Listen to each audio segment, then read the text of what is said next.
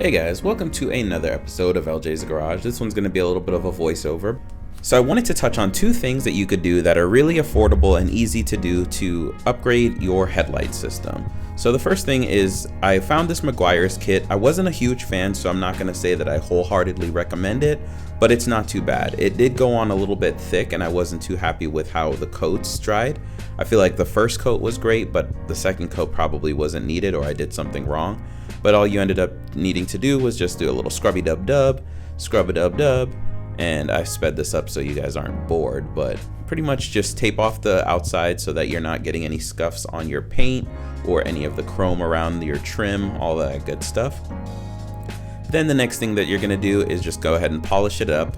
There is a really nice kit out there. I think it's Mother's that makes it, and it uses your drill if you have power tools and everything. So I want to go ahead and do another video with the Mother's kit and see if that makes a huge difference. So I'm going to end up redoing these. I didn't like this. Plus the Maguire's last a year, so I don't feel too bad about having to redo this at all.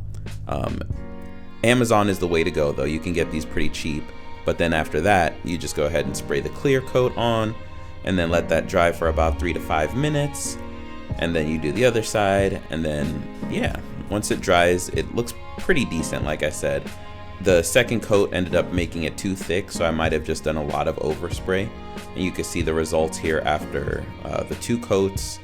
And once it dried though, like I said, it was a little bit blurry, but significantly better, worlds different.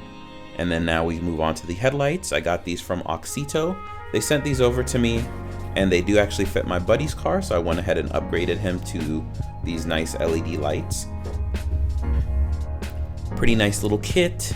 And to do this install, there's just 3 screws under the bottom, well, 2 screws and 1 clip, so pointed out to those right there. And then for the clip itself, it's really easy.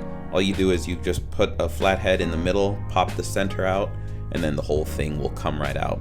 Nothing to it. And most headlights, you actually don't even need to do this. Honda's just a little different in the way that they do things, but you move the wheel a little bit so you can get a little bit more room to work. And then once you've got the headlights, righty-tighty, lefty-loosey to pull those out, and then just squeeze and undo the clip. And then right after that, it's just a nice plug and play.